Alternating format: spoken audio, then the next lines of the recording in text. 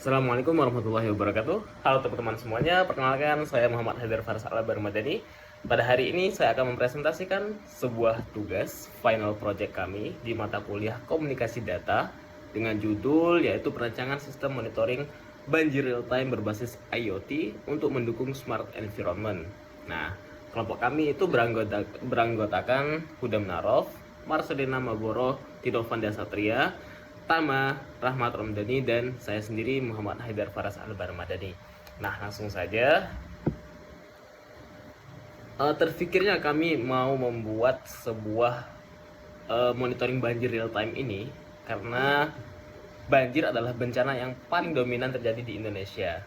Berdasarkan data dari BNPB, dalam buku Data Bencana Indonesia 2024, Indonesia mencatat rata-rata 10 kejadian bencana per hari di seluruh wilayah. Dan Indonesia menempati peringkat yang kedua di dunia sebagai negara yang dengan resiko bencana banjir tertinggi. Dari total 2.181 kejadian bencana sepanjang tahun 2024, banjir sendiri mencatat 1.099 kejadian atau sekitar 50,4% dari seluruh bencana nasional, jauh melampaui jenis bencana lainnya. Nah, masalah utamanya adalah masih minimnya early warning system atau sistem peringatan dini banjir yang efektif dan bisa diandalkan masyarakat, terutama di daerah-daerah rawan yang susah untuk dijangkau tempatnya. Nah, dari latar belakang yang sudah saya rumuskan tadi, maka dari itu muncullah niat kami untuk membuat sebuah sistem yang kami rancang dari 4 tujuan utama. Nah, yang pertama yaitu merancang perangkat keras yang andal, perangkat monitoring IoT yang hemat daya dan tahan terhadap cuaca ekstrim. Kemudian yang kedua, membangun jaringan komunikasi nirkabel yang handal untuk transmisi data real time dengan optimasi jarak dan topologi LoRa atau mesh agar paket loss itu minim terjadi. Kemudian yang ketiga, mengembangkan integrasi cloud dan dashboard yang informatif. Jadi data dari gateway bisa diteruskan ke cloud lalu ditampilkan dengan mudah dan dipahami, mendukung konsep smart city. Dan yang keempat, yang terakhir yaitu mengimplementasikan mekanisme early warning system yang responsif dan berlatensi rendah, supaya notifikasi bahaya bisa cepat sampai ke gawai pengguna. Nah, selanjutnya kami melakukan analisis kebutuhan dari dua sisi. Yang pertama yaitu dari sisi kebutuhan pengguna, kemudian dari sisi kebutuhan perangkat keras. Nah, dari sisi kebutuhan pengguna sendiri ada dua kelompok utama, yaitu masyarakat atau warga yang butuh peringatan dini cepat dan akurat serta informasi yang mudah diakses melalui dashboard. Kemudian lalu ada petugas SAR dan pemerintah dalam konteks smart city yang butuh data terintegrasi dan akurat, latensi rendah untuk status bahaya serta sistem yang bisa dimonitor jangka panjang dengan perawatan minim. Nah, di sisi yang kedua ini, kebutuhan perangkat keras, kami menggunakan sensor ultrasonik GSN SR04T untuk mengukur ketinggian air karena tahan air, sensor curah hujan, mikrokontrol ESP32 sebagai pemroses dan pengirim data utama, modul LoRa sebagai sumber daya, kemudian panel surya dengan SCC untuk pengisian daya otomatis, dan gateway berbasis Raspberry Pi untuk menerima data dari node lalu meneruskannya ke cloud. Nah, sekarang kita masuk ke arsitektur sistem kami yang terdiri dari 4 lapisan. Lapisan pertama itu node sensor, sensor ultrasonik dan curah hujan yang datanya diproses oleh ESP32. Lapisan kedua komunikasi, data dikirim dari LoRa transmitter ke receiver melalui media udara. Kemudian lapisan ketiga, pengolahan dan cloud. Gateway Raspberry Pi menerima data lalu meneruskannya lewat internet ke cloud server. Kemudian lapisan keempat, sisi pengguna, data ditampilkan lewat dashboard web atau aplikasi yang bisa diakses warga dan petugas. Jadi alurnya itu singkatnya yaitu sensor mengumpulkan data, kemudian ESP32 memproses, dikirim via LoRa ke gateway, diteruskan ke cloud server via internet, lalu ditampilkan secara real time di dashboard untuk mendukung mitigasi banjir yang akan terjadi. Nah, untuk topologi jaringannya, kami memilih topologi star, di mana setiap node sensor berkomunikasi langsung dengan gateway tanpa melewati node lain, jadi point to multi-point.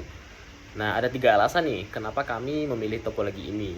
Yang pertama yaitu scalable, sesuai karakter LoRa yang secara alami membentuk pola star. Jadi node baru bisa ditambahkan tanpa perlu mengubah struktur jaringan. Nah, yang kedua, itu mudah dikelola dan gangguan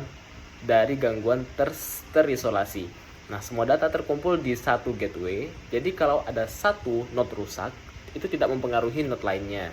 Kemudian yang ketiga, hemat daya dan biaya rendah. Karena node tidak perlu meneruskan data node lain. Konfigurasinya jauh lebih sederhana dibanding topologi mesh.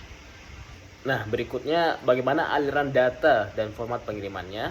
Itu alurnya, sensor mengumpulkan data, kemudian diproses ke ESP32, dikirimkan via LoRa ke gateway Raspberry Pi, diteruskan ke cloud server, lalu ditampilkan di dashboard monitoring.